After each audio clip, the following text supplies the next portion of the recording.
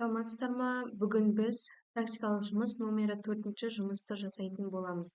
Жалпы бұл жерде бізге берілген 8 тапсырма бар. Соларды бірге жасайтын боламыз. Жалпы бірінші тапсырмасында бізге берілген виртуалды машиналарға қолжетімділікті шектеу, яғни виртуалды машинаны таңдаймыз.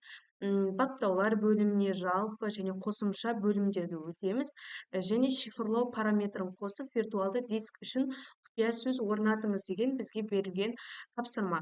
Жалпы ол үшін Windows'a кіреміз. Windows'ың ішінен настроить бөліміне кіреміз. Яғни баптаулар бөлімінде осы жерде общее және шифрование дисков, яғни шифрлау параметрін қосып деп бізге айтылып тұр. Осы жерден біз жаңа пароль ойлап табамыз, ауыстырамыз. Яғни мысалы біз 1, 2, 3, 4, 5, 6 деген пароль қояйық. Және келесіде де сол парольді қайталап жазатын боламыз. Және осы жерден окей батырмасын басамыз. Міне бізде ауысты. Бізде бірінші, екінші тапсырмалар ұқсас болғандықтан бірден үшінші тапсырманы жасайтын боламыз. Бұл жерде бізде VirtualBox желілік қауіпсіздігін баптау деп тапсырма берілген екен. Жалпы VirtualBox'та баптаулар және желі бөліміне өтіңіз. Желілік режимді NAT немесе Internal Network етіп орнатыңыз. Және үшінші тапсырма бізде firewall немесе EPT tables, Linux арқылы виртуалды машинаның желілік қосылымдарын шектеңіз. Және виртуал машинада Wireshark немесе TCP dump көмегімен трафикті бақылаңыз деген тапсырма берілген екен. Жалпы ол үшін біз алдымен инструментіға кіреміз. Инструментінің ішінде set деген тұрады және сети NAT дегенге басамыз. Мынау виртуалды сети немесе облачная сети ештеңе тиіспейміз. Жалпы сети NAT мен мына ашылып тұрғаны, бұл жаңа ғана істеп көргенмін. Сол үшін осылай ашылып тұр. Бұл сіздерде мынау сети NAT-ты ғана басылған кезде ашылуы қажет. Жалпы мына жерде мысалы осы жерден мысалы Balner деп өзгертейік. Және Balner деп өзгертеміз. Және мынау DHCP-ді біз қосып қоюымыз қажет. Сонда применять деген астында жазу шығып тұрады. Сол применяться басамыз. Сол кезде барып, осы NAT немесе Internal Network етіп орнатылғанын дәлелдейміз. Осымен үшінші тапсырма аяқталды. Төртінші тапсырма виртуалды машинаға вирусқа қарсы қорғау орнату, яғни виртуалды машинаға антивирус бағдарламасын орнатыңыз және антивирусты жаңартып толық тексеру жүргізіңіз дейді. Жалпы біз ол үшін настройка бөлімге кіреміз. Параметры деп тұрады. Және сол жерден конфиденциальность и защита деп тұрады. Және безопасность Windows, осыны басамыз. Защита от вирусов и угроз деп жазылып тұр. Және келесі бөлім бізде быстрая проверка жасап көреміз. Міне антивирусты орнатып жатырмыз. Кішкене уақыт алу мүмкін. Сол үшін күте тұрайық.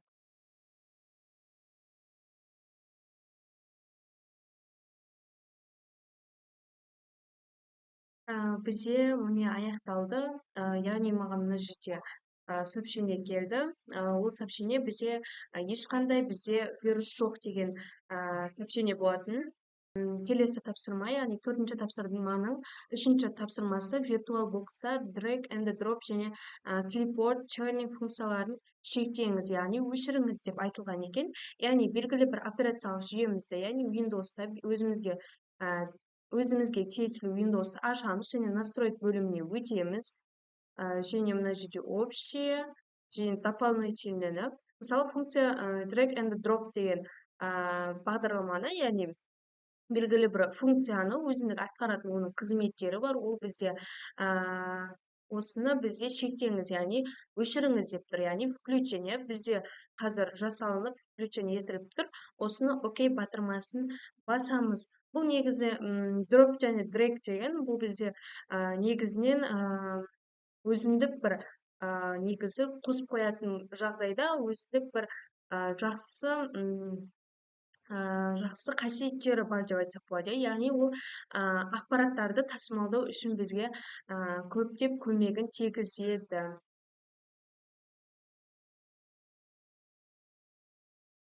практикалық жұмыс 4-тің біз 5-ші тапсырмасын орындайтын боламыз.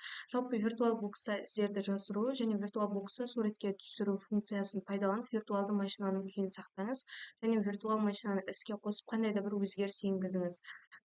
Осы тапсырмаларды орындайтын боламыз. Ол үшін операциялық жүйелер, яғни Windows-тың кез келген Windows өзімізге қажет Windows таңдаймыз. Мысалы, міне Windows таңдалды және машина бөліміне өтеміз. Инструменты бөліміне басамыз және снимки басамыз. Осы жерден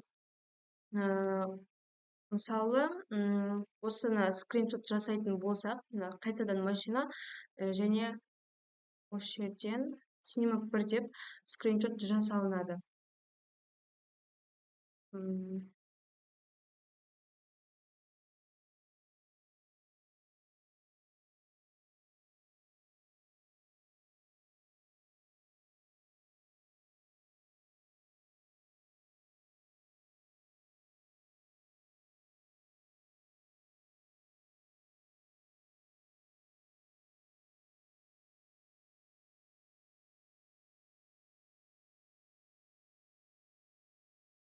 Скриншот жасалынды.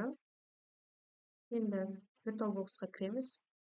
Енді біз екінші снимокты жасайтын боламыз. Ол үшін бізге создать деп папка ашуымыз керек. Создать папка. Мысалы, бір деп қоя саламыз оның атын. Енді копировать ставить етеміз. 3-4 папка жасайтын боламыз. Және осы папка тұрған жерінен тағы да бір скриншот жасалынатын болады.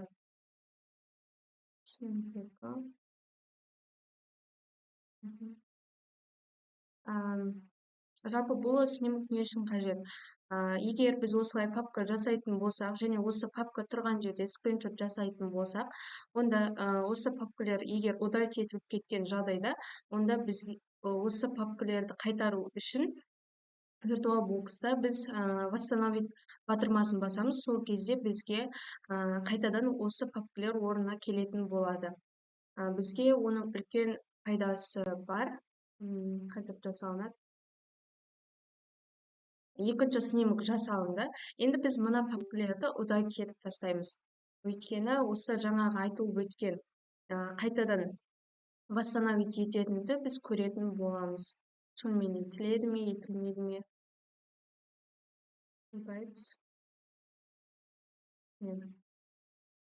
Енді қайтадан біз виртуал боксқа кіреміз. Және снимок 2-ні қайтадан восстановить ету үшін восстановить деген батырманы басамыз. Және мына птичканы алып тастаймыз. Және восстановить деп басамыз. Енді текущее состояние запустить етіп көретін боламыз қазір. Запустить етіп жатыр.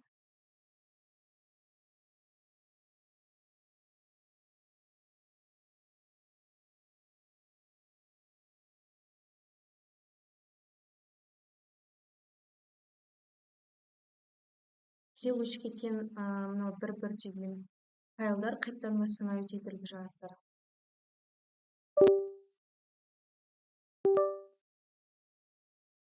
Міне қайтадан рабочий столға олар қайтадан орналасты. Осымен 5-ші лабораториялық жұмыс аяқталды.